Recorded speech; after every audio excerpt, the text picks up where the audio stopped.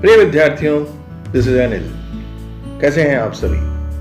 आप सभी का मेरे YouTube चैनल पर स्वागत है। राजस्थान बोर्ड के हिंदी मीडियम के विद्यार्थियों के लिए 12वीं क्लास के स्टूडेंट्स के लिए हम रसायन विज्ञान का पहला अध्याय ठोस अवस्था पढ़ रहे थे। इसके 9 भाग हम पढ़ चुके हैं, जिसमें हमने ठोस अवस्था के बारे में काफी जानकारी प्राप्त की है। पिछले भाग में हमने 7 क्रिस्टल समूह और ब्रेविस जालक के बारे में जानकारी प्राप्त की थी। अब इस भाग में हम पढ़ेंगे एक इकाई कोष्टिका में अवयवी कणों का योगदान किस तरह से कैलकुलेट किया जाता है, उसकी गणना किस प्रकार से की जाती है। अब देखो, इसे समझने के लिए हम एक घन की कल्पना करते हैं। थोड़ा सा आपको इमेजिन करना होगा। एक घनीय संरचना को आप अपने कमरे से, जिस कमरे में आप बैठकर पढ़ रहे हैं, उस कमरे से कंपेयर करते हुए चलिए, क्योंकि इसमें आपको अवयवी कणों की स्थिति देखनी होगी और उसी के आधार पर गणना करनी होगी कि अवयवी कण का एक इकाई कोष्टिका में योगदान कितना होगा। जिस कमरे में आप बैठे हो, उस कमरे में आपके सामने दीवार है। उस दीवार को हम फलक का नाम देते हैं। ये क्या कहलाती है? फलक। आप अपने कमरे को घनीय मानते हुए चलें, जिसकी लंबाई, चौड़ाई और ऊंचाई एक समान है, तो आपको समझने में आसानी रहेगी। तो आप देखो, कमरे की एक दीवार फलक कहलाएगी। जहां 2 दीवारें आपस में मिल रही हैं, वो एक किनारा बन जाएगा। गिनो आपके कमरे में कितने किनारे हैं, गिनो आपके कमरे में कितने फलक हैं। जहां 3 दीवारें मिल रही हैं, वो एक कोना कहलाएगा। तो इस तरह से आपके कमरे में एक तो है फलक, दूसरा है किनारे और तीसरा है कोने। काउंट करके मुझे बताओ कितने हैं। तो फलक आपने काउंट किए होंगे, 6 फलक। एक घन में 6 फलक होते हैं। आपके सामने की दीवार, उसके सामने की दीवार, आमने सामने की 2 दीवारें, 2 फलक, दाएं बाएं की 2 दीवारें, 4 फलक, ऊपर नीचे की 2 दीवारें, 6 फलक। तो कुल मिलाकर फलकों की संख्या तो कितनी है? 6 है। किनारे गिनो, 4 किनारे तो आपके आसपास ही हो जाएंगे, आप ही के आसपास, जहां 2 दीवारें मिल रही हैं। तो 4 किनारे तो आप इधर गिन सकते हैं। फिर 4 किनारे आप ऊपर छत से जोड़ते हुए गिनो। सामने वाली दीवार और छत से मिलने वाला एक किनारा हो गया, साइड वाली दीवार और छत से मिलने वाला एक किनारा हो गया, और ऐसे ही नीचे फर्श और दीवार के मिलने वाली जगह पर भी किनारा बन जाएगा। तो कुल किनारे आप गिने, 12 किनारे आपको मिल। कोने गिने, 4 कोने ऊपर हैं और 4 कोने नीचे हैं फर्श के साथ। तो कुल मिलाकर 8 कॉर्नर्स हैं। तो ये तो है स्थिति और संख्या कोनों की, फलकों की और किनारों की। अब यहां पर एक अवयवी कण कहां पर उपस्थित है, और उसके आधार पर हम देखेंगे कि उसका उस इकाई कोष्टिका में योगदान कितना है। इसके लिए आप अवयवी कण को एक बहुत बड़ी बॉल की तरह इमेजिन करो कि एक बहुत बड़ी बॉल है हमारे पास। अब ये इकाई कोष्टिका में, यानी आपके कमरे में कहां पर रखी हुई है, उसके आधार पर अपन कैलकुलेट करेंगे कि उसका कितना भाग इस इकाई कोष्टिका में, यानी कि इस कमरे के अंदर आएगा।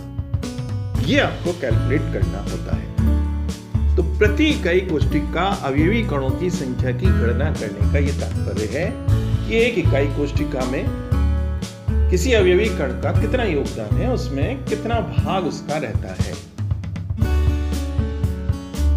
अब सबसे पहले एक अवयवी कण, यानी कि एक बॉल को हम लेकर चलते हैं कि हमारे कमरे के बिल्कुल बीचों बीच सेंटर में रखी हुई है, यानी घनीय इकाई कोष्टिका के बिल्कुल केंद्र पर रखी हुई है। अब इस कमरे के अंदर कोई बॉल है, तो निश्चित बात है इसके आस पड़ोस के दूसरे जो कमरे हैं, जिन्हें हम दूसरी इकाई कोष्टिकाएं बोलेंगे, मतलब जिस कमरे में आप बैठे हो वो आपकी इकाई कोष्टिका हो गई है।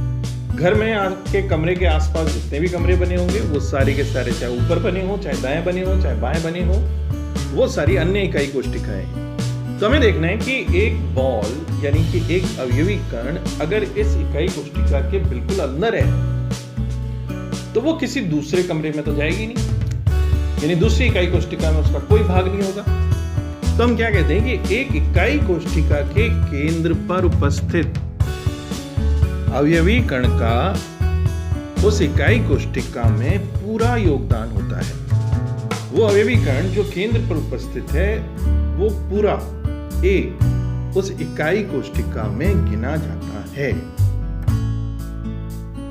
अब देखो, इसी प्रकार से आप कल्पना करो कि एक फलक यानी कि एक दीवार है।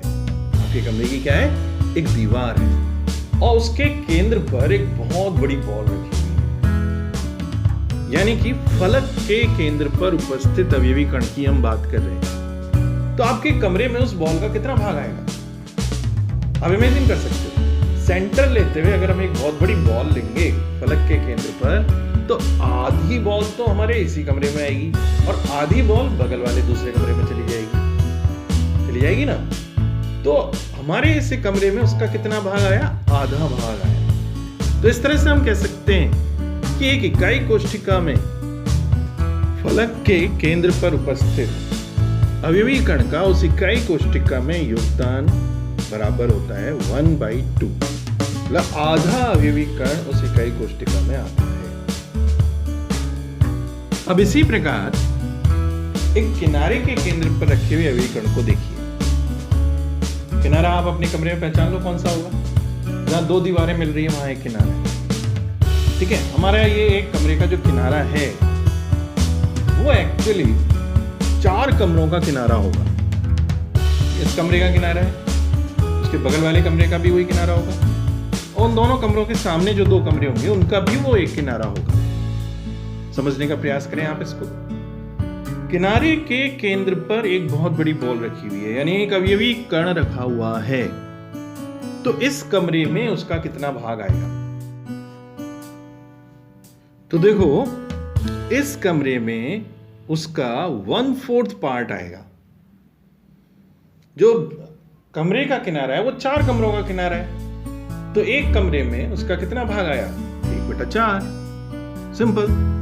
तो हम कहते हैं कि एक इकाई कोशिका के किनारे के केंद्र पर यदि कोई अवयवी कण स्थित है तो उसका उस इकाई कोशिका में केवल 1/4 योगदान होता है। 1/4 पार्ट उसका उसके अंदर आता है। अब ठीक इसी प्रकार से एक स्थिति और हम लेते हैं। वो स्थिति है उस इकाई कोशिका का कोना, यानी कि आपके कमरे का कोना। अब इस कोने को आप देखो, ये कितने कमरों का कोना होगा? तो ये आप जिसमें बैठे हो उस कमरे का कोना है। उसके बगल वाला जो कमरा होगा साइड में, उसका कोना होगा। और इसी तल पर इसके आगे जो 2 कमरे होंगे, आपके कमरे के सामने वाले कमरा और आपके बगल वाले कमरे के सामने वाला कमरा, इन चारों का ये कॉमन कोना है।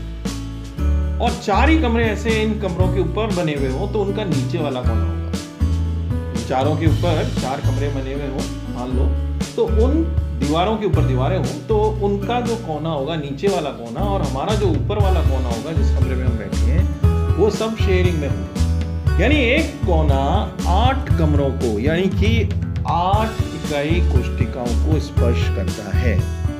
अगर आप वहां पर एक बहुत बड़ी बॉल को इमेजिन करते हो तो उसका केवल 1/8वां हिस्सा एक इकाई कोशिका में, यानी कि एक कमरे में आएगा। मतलब एक बॉल का 8वां हिस्सा आएगा। 8 कमरों में बढ़ जाएगी वो बॉल, 4 नीचे वालों में, 4 ऊपर वालों में। तो इस तरह से एक इकाई कोशिका में उसके कोने पर उपस्थित अवयवी कणों का उस इकाई कोशिका में कितना योगदान होगा? 1/8 होगा। इसे आप समझने का, इमेजिन करने का प्रयास करें। अपने कमरे को आधार लेते हुए आप इसे समझने का प्रयास करेंगे तो बड़े आसानी से आप इसको समझ सकते हैं। ये हमारे लिए समझना बहुत जरूरी है कि कितने फलक हैं एक कमरे में, यानी एक घन के अंदर, एक घनीय इकाई कोशिका में कितने किनारे हैं, कितने कोने हैं, और एक इकाई कोशिका में अवयवी कण की स्थिति के आधार पर उसका कितना योगदान उसमें आता है। क्योंकि आगे हमारे जो लेक्चर होंगे वो इसी बात के ऊपर आधारित रहेंगे। तो इसे आप ध्यान से समझने का प्रयास करिएगा और इन्हें याद करिएगा कि एक इकाई कोशिका में अवयवी कण का वास्तव में कितना योगदान होता है। दोबारा याद दिला देता हूं कि अगर इकाई कोष्टिका के केंद्र पर है कोई अभिकर्ण तो उसका पूरा योगदान होता है 1। फलक के केंद्र पर है तो उसका एक इकाई कोष्टिका में योगदान 1/2 होता है। किनारे के केंद्र पर है तो उसका योगदान 1/4 होता है। और कोनों पर है तो उसका एक इकाई कोष्टिका में योगदान 1/8 होता है। आशा है आपको समझ में आया होगा। समझने वाली चीज है, इसे आप समझकर याद रखें और मेरे वीडियो को लाइक करें, शेयर करें और सब्सक्राइब करें। आप ही के सहयोग से हम आगे और वीडियो बनाते रहेंगे। इन्हें आप समझने के लिए बार बार देखें। धन्यवाद।